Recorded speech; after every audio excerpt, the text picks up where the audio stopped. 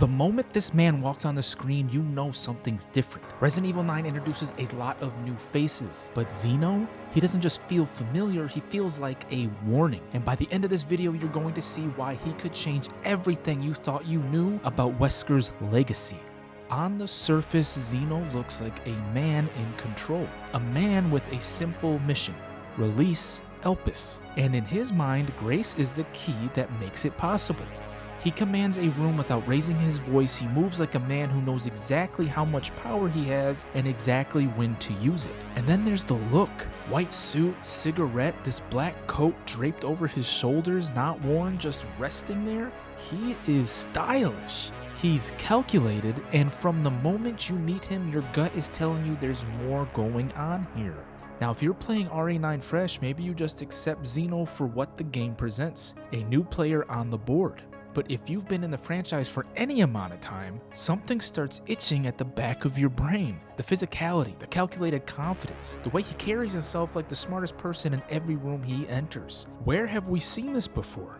Albert Wesker, the man who defined villainy in Resident Evil for over a decade. Dead since RE5, gone, finished, except Zeno doesn't just remind you of Wesker. He moves like him. He thinks like him. Some of his instincts feel almost inherited. So the question becomes, is that just good character design? Is Capcom just giving us a spiritual successor to fill the Wesker void? Or is there something in the actual lore that connects these two? Because there is. And it changes everything. Spencer's research files, both of them, lay out a T-virus blood transformation theory. The idea that a viable subject could receive not just the physical capabilities of a host, but fragments of their memory, their instincts, their power. And the Chloe file narrows it even further. We're not talking about hundreds of successful subjects. This was rare, potentially one of a kind rare. So now the picture starts forming. Zeno didn't just happen to feel like Wesker. He was given Wesker's blood, Wesker's physical makeup, maybe even pieces of Wesker's memory through a documented, lore-supported process, not just a nostalgic, cheap ploy. But here's where everyone else stops. Zeno is Wesker reborn. Case closed. Theory over. Except, no. Because if you're actually paying attention to this character, the details tell a completely different story. If the transfer was a complete overwrite, if Zeno was just Wesker in a new body, he wouldn't smoke. I know that's a small thing, but Wesker was obsessively controlled about his body. Meticulous. A cigarette? That's not Wesker. That's Zeno. And the suit. Wesker wore black. Always. It was his identity. Zeno wears white. That's a man who still has parts of his own identity. The transformation gave him Wesker's power, but it didn't fully erase who he is. And then the black coat.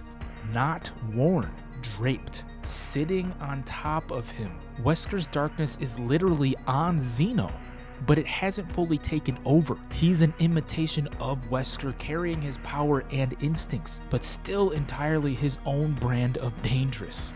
Now there's also something else the game quietly shows us during Zeno's fight with Leon. Watch his face right before he uses his abilities. The black veins growing intensely across his face? That is Raccoon City Syndrome, yes, but it's accelerating faster than what we've seen with Leon. And if that's true, then every time Zeno uses the power he inherited, it's killing him faster, which suddenly explains something a lot of people thought was just a plot hole: why he injects himself with Elpis. He has a speech about mind control and how Elpis was going to help him achieve that, so why inject yourself with it? Zeno wasn't trying to become something new. He was desperate. He believed Elpis could stabilize the mutation, evolve him further, maybe even cure the syndrome destroying him. In other words, he thought it would save him.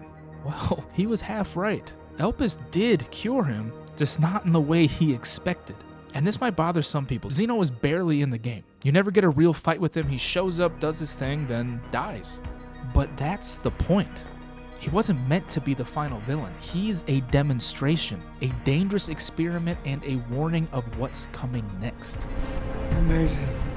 Why would Capcom build this entire T-virus memory transfer lore if Zeno was the end of the story? He's not the end game. He is proof of concept. If we've learned anything from Capcom's remakes in RE9, it's that nothing is random. RE2 and RE3 reintroduced Leon, retold some aspects of his story while expanding Raccoon City and Umbrella lore. RE4 continued Leon's story and set up this new Wesker. This isn't isolated, it's all building towards something bigger. And with RE9, that bigger picture is just starting to show. Code Veronica, RE5, even RE1, the Wesker heavy chapters that haven't been remade in a modern way yet. Capcom is restructuring this arc through imperfect transfers and fractured identities, and these games will be revisited, rebuilt, and tied directly into the path leading to RE10. And if Zeno was one of the few successful transformations, who were the others? Did any of them get a more complete transfer? Because if Zeno is the version where the darkness is just a coat on his shoulders, imagine the version where it's the whole suit. And here's the part that gets really, really interesting. Because there's one person in the Resident Evil universe who already carries Wesker's blood naturally. Jake Mueller, Wesker's son. Jake spent his entire life running from that legacy, hating the man who abandoned him, hating the idea that the same blood that created Albert Wesker runs through his veins. In RE6, that fear defined him. Jake believed if he had Wesker's blood, maybe one day he would inherit Wesker's madness. But RE9 changes the rules because now we know something terrifying. Memories, instincts, identity, they can transfer through blood, which means when Capcom brings Jake back to RE10, he will finally get what he's always wanted, answers from his father, just not in the way he expected. Now, who could do all this? Well, there's one organization capable of pulling this off. The Connections. They've been quietly manipulating events across multiple games, and we learned that they've been around longer than we thought. They engineered Evelyn, they weaponized the mold, they operated in the shadows of RE7 and Village, and now they're resurrecting the most dangerous mind in Resident Evil history. The mold was about control, infecting, absorbing, creating something new from something old. A T-virus blood transformation is the same philosophy with a different tool. The Connections didn't pivot, they escalated. And that brings us to this scene here. Retrieving the objective before they send in the wolves. The soldiers aren't just after Zeno or whatever remains of him. He's only the beginning of what the Connections are building. Whatever they have, the transformation data, Elpis, or something even more dangerous, it's part of a bigger plan. If they fuse the mold with Wesker's blood, RE10 isn't just a sequel. It's where every thread Capcom has been pulling since RE7 finally comes together. But I want to hear from you guys. Do you think Zeno is the only successful transformation, or are there others waiting for us in RE10?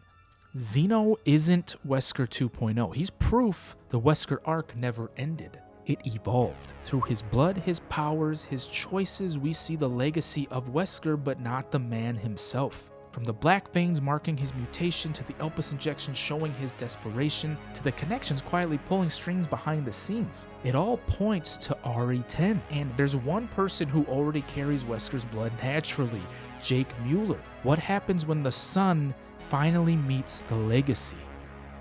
RE9 has opened up so many questions and directions Capcom will go, and we will be covering all the angles. If you don't want to miss out, then join the Dead Zone and hit that sub button. We are the Respawn Bros. Thank you for stopping by, and as always, keep dying, keep trying.